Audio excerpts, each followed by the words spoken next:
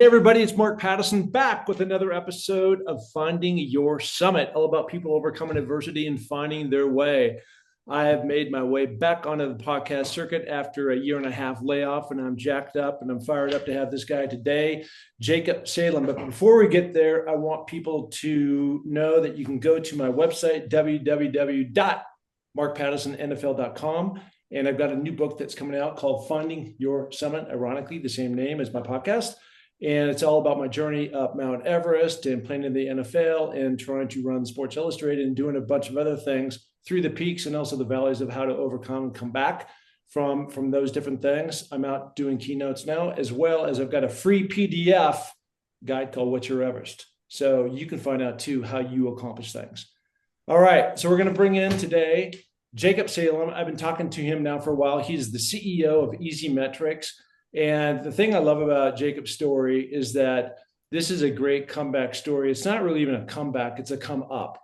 And this guy was out there and, struggling and doing a lot of things. We're going to talk about it, but working at Planet Fitness and barely making it ends meet and trying to figure out how he's going to pay off his credit cards. And I'm actually reading his book right now called Speaker Millionaire Secrets, which anybody who wants to be a speaker out there, this is good stuff. It's got great content. So Jacob, how are you doing?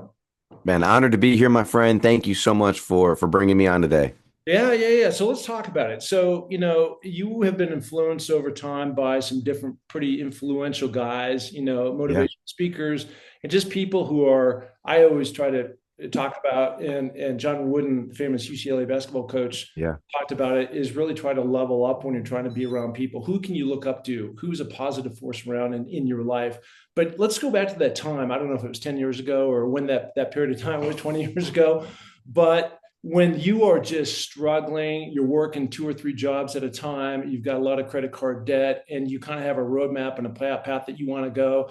There's one particular guy, it might have been Les Brown, that had said, come on out to Tampa. And you just kind of went on a whim and a prayer and were, in debt, and you took Yeah. that chance. I like to talk about these things as stepping into the fear. And I think you did that. So let's go back to that time and talk about where you were mentally and in that place and what you needed to do to get out and where you are today. Yeah. So who you actually just referenced was from the book. And thank you for giving that a good read. I'm very proud of that book. And for the listeners on here, the book, Speaker Millionaire Secrets, I'm most proud to say in an era where my entire life is ran by ChatGPT and AI, I'm proud to say that AI was not used in the creation of that book. And it's truly the stories and the systems that I use to generate 15 million through speaking, coaching, and selling online courses. And so you actually were referencing Michael Newman, who he said, "Hey, if you can just make it out to Tampa, I'll help coach you for a day."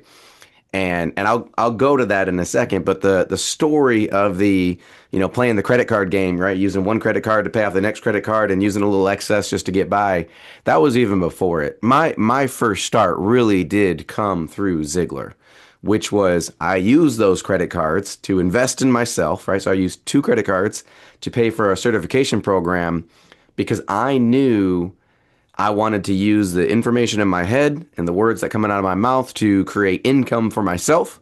Because at the end of the day, I love preaching the gospel, but I never figured out, and nor do I think I'd want to figure out how to make money preaching the gospel. I wanted to make money by using the gift of gab to speak to companies and organizations to serve their teams.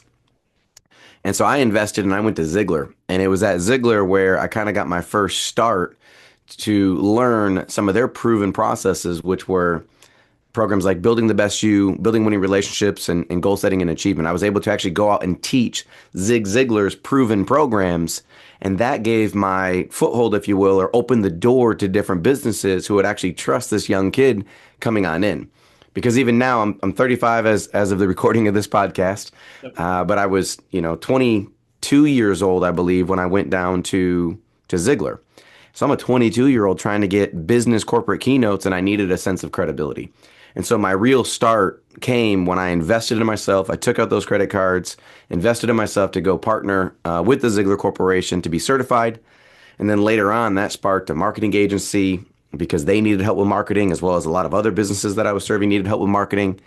And so that opened the door for me serving businesses and helping them scale in a digital marketing era because I was born with a laptop, right? My generation was born with technology. And the baby boomers that needed my help at that time weren't privy to how to leverage social media or digital marketing or even understanding the difference. And so that was the real start for me.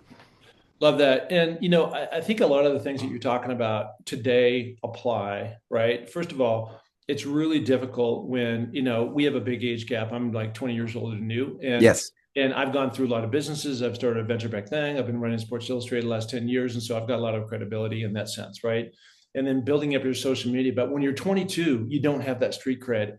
Correct. And obviously you are kind of, going uphill, so to speak. You're blown into the wind just a Yeah. bit in terms of just, trying to get that because you haven't had that experience. You haven't had that real life experience in terms of mentorship and actually how to learn how to influence people to do certain things because what you have taught, which you'd never done before at the time, hasn't proven to be anything yet because you're too young and you're just starting. Correct. It's always the chicken or the egg, right? I need experience to get a job, but nobody will give me the experience because I don't, have the experience. So, so now you dig in, right? And you lead and you start to figure out, what's going to help you make to where you are today, the marketing agency of really how you get seen, right? And I think it's really interesting because there are a variety of different strategies that you talk about. And I want to talk about, in terms of just anybody can go out without spending a credit card. And when you Right. start talking about the organic type, there's really three types: social media, podcasting, networking, right?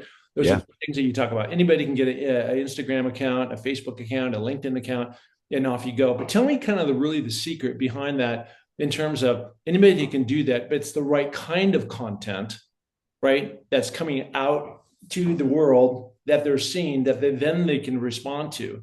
So let's talk about that. Let's say, so rather than just, make popcorn or something, let's talk about what kind of Yeah. content that should be. And we'll talk about generically, not just public speaking, but also across the board of Yeah. any kind of business that somebody's trying to use to build what they are currently doing.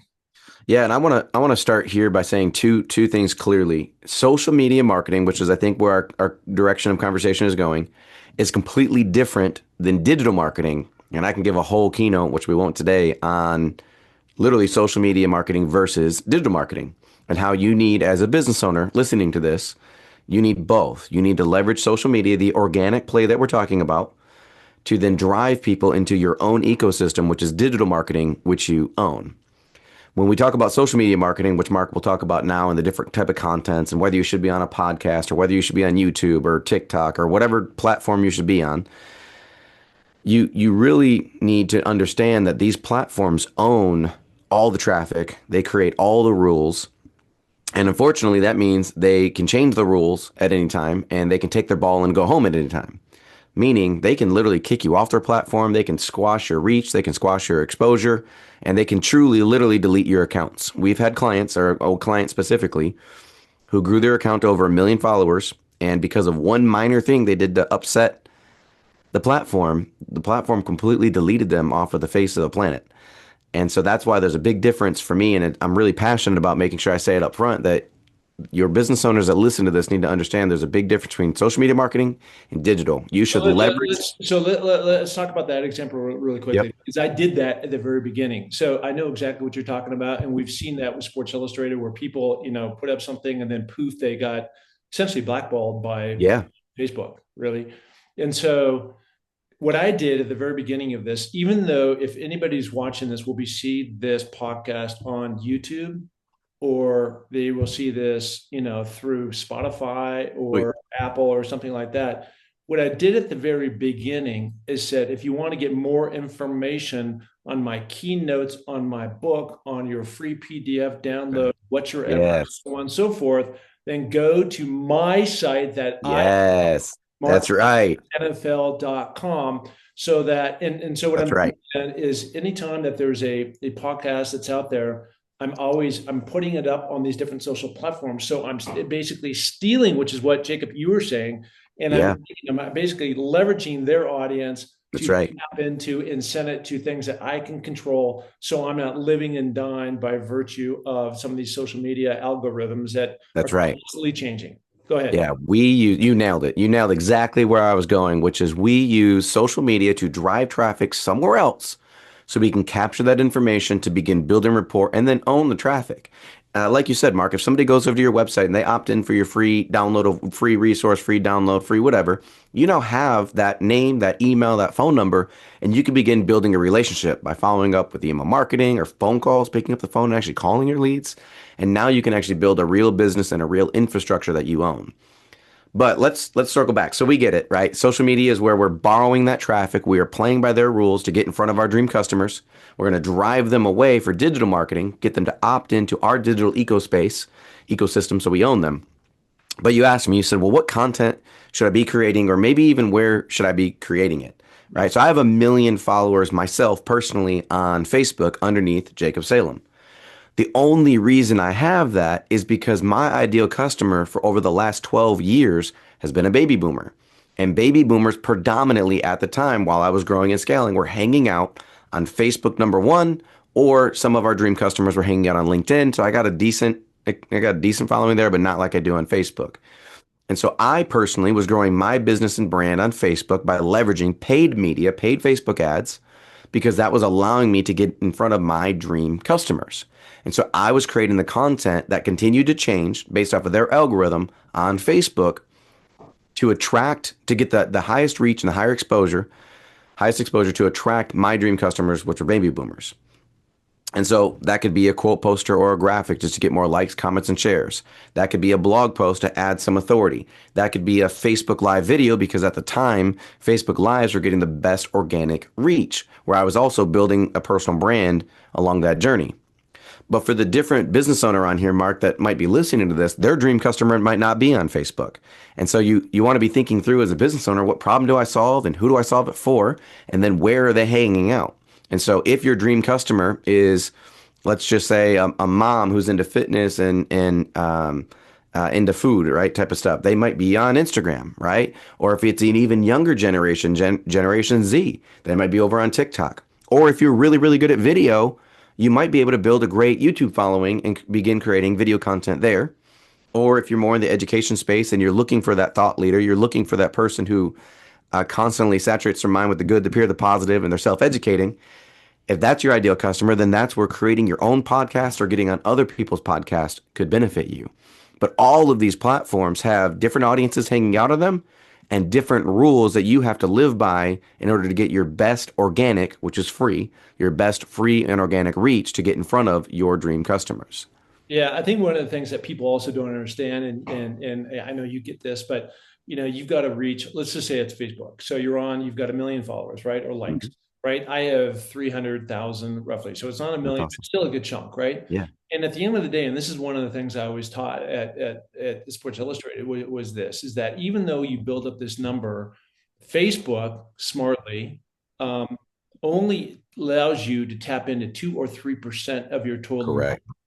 right? So you're talking really, so even though you think you've got 1 million or you think you've got 300,000 followers or likes, when you put up a post of only like 1,000 or two of that total are actually seeing what your post. So what they say, hey, if you want to expand your reach, then you can spend a bit. And I think this also gets back to what you're talking about. Number one, you got to put up a certain kind of ad on based on Yep. what your objective is. And then number two, you have to buck up a little bit. And it doesn't have to be an exorbitant. You could set a budget of $100 a month and you're going to Yeah. reach X amount of people, but you're going to take, in my case, that 300,000 and it's going to extend that reach in order to the people that you're trying to market to. And I'm, Yeah. I'm sure it's infinite. You could spend $1 million, you could spend Yep. $100,000, whatever it That's is. right. And you're just going to unleash, the power. And that's what Facebook is trying to do to continue to be a billion-dollar company. That's right. That's how they make the fair share of their revenue. And now, Mark, too, as we head into 2026 with the recording of this thing, the algorithms are changing, right? And so some of my most viral content, right? And I don't try to go viral because viral doesn't typically make revenue, right? I want my content to be seen by my dream customers, not just by everybody. But the platforms, all of the platforms I'm seeing are shifting to where they're more of an interest-based platform and not a follower-based platform. And so some of my best content that I put out there now with the best reach and the best comments and the best exposure is very, let's say, topically based. And then based off of the topic of that content, the algorithm is pushing it out into other people who don't follow me, into other people's feeds that are interested in those topics. And it's actually working more in our favor to get more reach and more exposure to people who don't already know, like, and trust us, which I do. I prefer that. I want to keep reaching new people who don't know my name, who don't know what I do. And so I've truly found in the last 6 months or so, maybe even longer than that, the more specific I am with my content and the more topically based that I am, the more organic reach I'm getting, and I'm also reaching new people for free, which is one of the big goals for myself. But you nailed it earlier too. The million followers, right? If I post anything and that post gets throttled or I don't follow the rules, 2 or 3% is all I'm going to reach. But if I follow the rules and if I'm using the organic systems and following the algorithm to the best of my ability, I can still reach about 250 to even 500,000 people on every single post. Yeah, and the weird thing about being viral, that little, hot term, is that Right. nobody ever knows if there was a secret to unleash this. Now, you can go into Chat GPT and there's some other SEO tools that you can get better headlines and things like that. But Yeah. if Hooks. everybody had the magic formula and exactly what to do, you just never know what's going to go. So what you Right. want to do is you want to be posting out 4 to 6 times a day, because these things go up and then poof, they go away. So the more Yep. that you can be posting, the better. Now, do you recommend having a video when you're going to post something like this? You talked about having paid ads, or do you think having just a graphic with some cool, messaging down below? Yeah. Two separate things there. So on organic, you need to have a good, healthy balance of images to videos to links. Now, ads, so that's organic. With ads, I love ads. So I'm a paid ad nerd. We manage about 4 million a month on behalf of our clients. We manage about 4 million a month in paid advertising right now. I'm personally now, we just got back to 60,000 a month. I'm trying to get back to 100,000 a month in my own business, but it fluctuates. So we're spending about 60,000 a month in my own business as of the recording of this very second. I get better results with images. So I'll get a great image ad that's going to be, high contrast in color, or even black and white to be the exact opposite, to be a thumb stopping type image where I'm trying to interrupt somebody's scroll. And so when you're running a paid ad on social media, I am trying to stop somebody from aimlessly scrolling. The reality is, all these social media platforms are just sucking away people's lives. It's taking away their number one asset that they're never going to get back, which is their time. And when somebody is zombied away on social media and scrolling, because that's all they're doing, right? If you're listening to this and you don't know that's what social media is doing to you, I hate to be the first person to tell you it's wasting your life. So I'm trying to get them to stop their zombie scrolling. I need them to see my ad, and the only goal of that ad, if I'm paying for the ad, is to get them to stop their scroll, read what I'm saying, and click. Stop and click. And so I get the best results with images because I get a cheaper CPM. And when you're running ads on social media, you're only ever paying for CPM, which is cost per impression, which is actually cost per 1,000 views, which right now, given the time, it's about, depending on the industry, about $25 you spend will get you 1,000 views. And so based off of those 1,000 views, I need as many people to stop and click as possible. Now, we have clients that are really, really good at creating amazing ads. And I mean, or amazing videos, like the drone footage and, TV commercial quality videos. Those videos do run well if you can run those on ads. I personally don't have that skill in my company. Like, this setup that you see is my home office. It's about as good as I get on camera, right? And so the reason why I don't run a ton of videos is because I don't have the desire to go put in the extra effort to do it, when I can just go create a nice high contrast image that's going to be in alignment with the social media platform's cheapest CPM and get good results that way. So a little long-winded there. Sorry about that, but No, it hope makes that total helps. sense.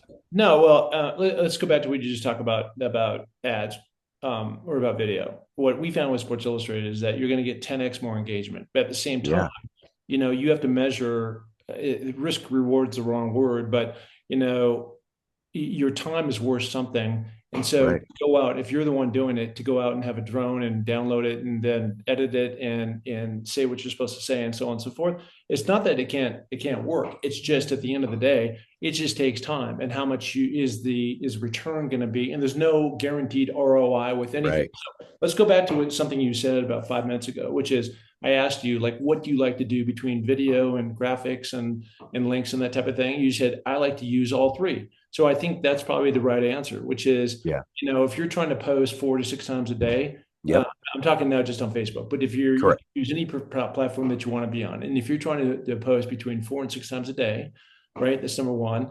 then you can do a combination of there's a really cool link. Maybe it's a link that I have right now on my own website that I write something about that I want people to see. That's right. You know this. I won a Emmy for Best Picture on a film That's search right. summit. Right, Yeah. we're blessed to have that happen. But I could put that out, right, and that could be my link, for example, because it would route people back to my website where you can see that. Or number two, I could have a graphic that could go up there, and it's got some really cool. I saw this graphic actually that you put up of me, right, for come Yeah. see speak, right. Yeah. So you guys are out there and you're promoting that, which I appreciate. Thank you. Yeah. And the third part is, a video. I've got all kinds of videos every day. I'm shooting them up in the mountains and so on and so forth. I've got to hone my messaging though, rather than me just be on the mountain. I've got to talk about what I'm trying to accomplish, because we Yeah. all go through peaks and valleys, as I said about this podcast. And it's really trying to reach the audience and try to talk the same language of somebody else going through a pain point so that they can actually understand what you're trying to say and maybe you can help them out. Yeah. Yeah. You nailed it. That's the way it goes sometimes. Okay, so let's talk about lead maintenance. Okay, and again, and people, I want to go back to your book. It's really good. Speaker Millionaire Secrets. I'm on page or chapter like 10 right now. So it's just a lot of magic and gold in there that can really help. And I want to also give you a shout out that Jacob, if you want people to come find you, where can they do that to get your help on how they can scale their business, whatever stage they're in their life? Yeah, they can find me on any social media platform under the @ tag @Chaplain Salem, which is my @ tag on all social platforms, or you can just search Jacob Salem. I am most active on Facebook, and so if you DM me there, I manage it, and my team also does too, so we don't miss it.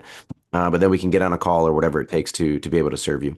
Yeah, I love that. So let's talk about lead magnets. In the very beginning, again, when I was kind of promoting, like, hey, everybody, if you want to come and check out what I'm up to, one of the things I have is a free PDF guide called Yeah. "What's Your Everest." I wrote this about 4 years ago, and I'm now just putting it up. But really, at the end of the day, what you're trying to do is collect emails, right? But Right. let's talk about the power of collecting emails. I also have a newsletter that goes out once a week.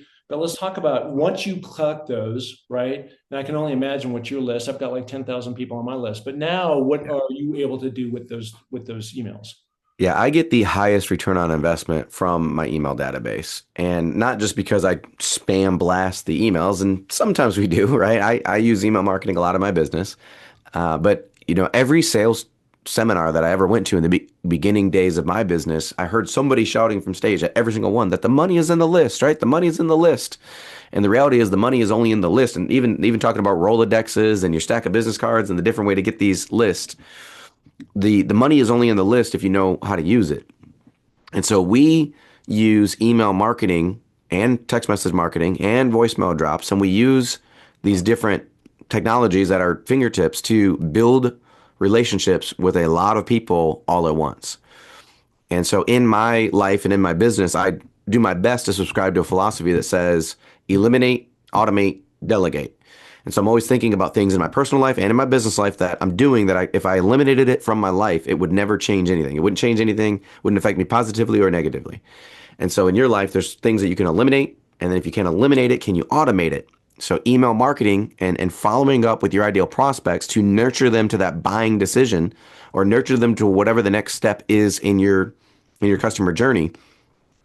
We want to automate that. And so if somebody opts in for your download, you want to first obviously give them the download. So you're going to automate an email and a text message to them saying, hey, thank you so much for signing up for my lead magnet. Obviously, you're not going to say lead magnet. You're going to title it signing up for X. Just wanted to give it to you. Boom, give it to them. And that first email, I don't do anything else other than give it to them. Give them whatever it is they asked for. Then we'll wait 24 hours and now we'll send another email. So 24 hours later, we'll check back in with them automatically with an automated email and text message saying, hey, thank you so much for signing up for ABC yesterday. Just wanted to check in to make sure you got a chance to check it out. Hey, my name is Mark, and I'm the founder and CEO of A, B, C, or D. Our goal, mission, and purpose is X, Y, and Z. And just wanted to say thank you again for joining our database. Hey, look out because over the next 3 days, I'm going to talk about other ways that we can serve you or help you on your mission to achieve A, B, C, or D. And then now you're dripping on these people over the next 3 or 4 days to begin building trust, building credibility, and of course, driving them back to that next decision, whether that's booking a call or buying something or even, attending something, whatever that is. And you begin building, kind of getting them to let their walls down before you ever have to get on a phone call with them? I think first of all, it's a great way, great explanation, and I think for a lot of people, right, as savvy as you may think people are always looking a way to improve. Okay, Yeah. and part of that is what you were just describing is otherwise known because a lot of times there's these terms out there like, what's that, right? I know what the words mean, but I don't know what that means, right? And how that's going to have impact on my business. What you just described is called drip email marketing, Correct. That's right? right. So you can go in places like MailChimp, in other words, and you can literally set up that there's triggers like every single time that you go in and you're going to download my free PDF guide on What's Your Everest, which is coming out very soon next week, right? It's all right there. Love Um, it. then there's going to be another drip behind that, right? If you want me to come out in keynotes speak or whatever it may be, right? Something that you go around and around again, and you really reinforce really well in your book, the Speaker Millionaire Secrets, is really this whole notion of, and you give a good example, and this can be for anything, but if I were to go out and do a keynote, and this is one of the things that I'm learning from you in terms of my mistakes I've been in the past, where I'll get called in to go do a gig, and I'll go do that, and it's great, I'm paid well, and then I go home. Yeah. And so what you're Yep. saying is like you're leaving so much money on the table and really think about it. So what does that mean? It means that in a very low key way, when you're up there, you get into a system where you can get people to come and they're going to follow up via email. And now you can get in this drip thing where, you're going Yep. to send them this free PDF. You can coach them. You can, there's a variety of different things based on what your business is in terms of That's bringing right. them in. So it's just not a one-time transaction, which is your whole point. Yeah, at a bare minimum, a lot of speakers that I've worked with don't even look for spinoff gigs at events. And I'm like, at a bare minimum, at least try to find that next gig from the audience, right? There's somebody there who knows somebody that wants to introduce you to your next speaking gig. At a bare minimum, at least get another transactional gig out of every single opportunity. But you mentioned my favorite, which is if I can actually get the database of people in attendance and I can begin following up with them, or if I can make an offer at that event, whether that's coaching or whether that's selling information, which is online courses or books or whatever, that is where real revenue happens. It's very hard to make $1 million, $10,000 keynotes at a time. I mean, you can, it's possible, but that's a lot of nights that you're away from home in order to achieve that. And then once you're done with that, you have no reoccurring revenue. Well, I mean, that's just exactly it. And I think, with this at the end of the day, what we're all trying to do is scale, right? Correct. And so as we think about 2026, right? And you've been doing this now for 20 years, something like that, 10 years, 20 years. I'm at 12 years. March will be Okay. 12 years for me. Okay. So, this is all part of your life journey. And you talked about, growing up in kind of this baby boomer thing. That's And right. people your age grew up with a cell phone in your pocket. People my age That's did right. not. And so it's Correct. usually a little trickier for the older crowd. That's right. Although sometimes older crowd has a little bit more disposable income. So what I'm hoping on this particular podcast is that we are giving you the tips and tricks and the secrets on just the most basic things to get out the door. So I'm going to turn it around back on you.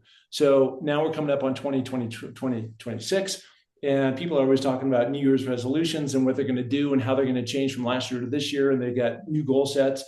What is your ideal like goals, and where are you trying to take your business, Easy Metrics, to Yeah. this next level? Well, thank you for the question. I like setting BHAGs, right? Big, hair, audacious goals. I actually semi-retired when I was 30, which ended up being the worst thing that ever happened to me, because I ended up fat and depressed, and I had no goals. I was just playing Xbox all day because I was taking home a high six-figure salary to do nothing. Because my business was, I have an amazing team that we've hired over the years, and so I'm always chasing that next big thing. So we've alluded to a couple of things. Easy Metrics is my main bread and butter. That is my marketing agency that serves business owners at a very high end level, right? They have to pay a truck ton to get that service. So that's one level we serve. We also, as some of you can see, if you do watch this on video, I have two of the ClickFunnels, two Comma Club awards, which means I've made $1 million through just one funnel, but I did it two different offers. One of those was through speaking, coaching, and online courses, which is under the Jacob Salem umbrella. So a passion project of mine is I love helping speakers. I love helping speakers grow. I love helping speakers scale. I've always wanted to make an impact by using my voice. And I know there's so many other gifted people out there that already have the gifts, the talents, the resources, the wisdom to pass on to the next generations, but they just don't have somebody to actually help them get gigs. And so, actually, one of my personal passion projects that I'm scaling, one of my own personal businesses and ventures, it's a true business too, is salemspeakers.com. And I think that's actually how, Mark, we ended up meeting. Yep. And so Easy Metrics is a great seven-figure company. I'm proud of it. My Inner Circle and courses are doing seven figures on their own. I'm proud of it. I have another spinoff company at sellcourses.com. It's doing great too. We are actively scaling salemspeakers.com, which is a business where we help speakers get booked and paid to speak. And this is a venture that we actually started in April or March or April of 25 is when that business actually started. And 2025 was a great year to kind of get our, our feet wet, if you will, to get some speakers gigs. We even got lucky a little bit and helped one guy close a six-figure corporate training contract. I'm very proud of that. So my big, hairy, audacious goal for 2026, me personally, is I'm going to help get 1,000 booked gigs. Like that's the number that we're writing down. It's the number that's on my whiteboard across from me here. And I want to help speakers that are up and coming speakers and established like yourself I want to book out 1,000 gigs for 2026. And that's where I'm putting all of my energy. Personally, Jacob Salem's time, energy, and effort is to scale that leg. And I'm already excited to see the traction that we've already created. And I really actually believe that 1,000, as we start to do this, I almost think 1,000 might be a small, big heritageous goal. But since we've never achieved it, that's still the written goal. Yeah, that's what you have to do. I took that same approach, the big, hairy, audacious goal, and that's really Mhm. what came up with the seven summits. And a lot of people have pointed to me and just going, God, you played in the NFL or you climbed the mountains, and like what's next, and why don't you just stop? And the reason why is if I can think to myself, like all the things that I have not achieved versus what I have, the scale is completely, Yeah, it's not an equal scale. So correct. that's where, and I think that leads to something else, which is called loving the process, right? Competitive greatness. Michael Jordan. It wasn't because he was a phenomenal athlete. He was, but there's a ton of other phenomenal athletes. It's because he loved getting in the gym at 4 a.m. in the morning, That's right. just like Kobe, and working harder than anybody else because he loved the process. That's right. For me to achieve these different things, I've loved the process, not necessarily the summit, but the process of actually climbing these mountains and overcoming all the obstacles that you find in your way, to try to get. And that's what keeps, for me, things super interesting. I can't, for me, ever see the word retirement happening. Yeah. Just shifting my priorities. And I'm kind of going through a shift right now where, I'm focusing a little bit more on the speaking gig. And I know you're going to help me out on that, That's right. but just, the other things that are coming my way, and just seeing where that can really thrive and go in 2026. So it's all good. And it's, the first thing you have to do is get in the ring. And I think one That's that right. done very successfully is get in the ring. I'm for sure in the ring. And so, I appreciate you coming on the pod today and Yeah. sharing all your wisdom and knowledge. And I think we should also do a follow-up in about 6 months because Sure. this stuff is so gold, and there's just so many people that are so close yet so far away Yeah. from really understanding all the different components that all feed in to this thing that help make this flower bloom and grow in a big time way. Yeah, well, it's been so much fun to be here, and I know obviously you can only cover so much in such a short time, but hopefully that the listeners came through, got some value out of this, and a little nugget that they can go implement in their own business, because I love helping business owners scale as well, and so honored to be here, my friend. Love it, love it. Once again, where can people find you? Just find me on social media, Jacob Salem on all social media platforms. That's the best way to find me, and I'd love to serve any of you at any capacity if we can help you grow. Love it, love it, love it. All right, there he is, the one, the only Jacob Salem. Thank you so much for coming on.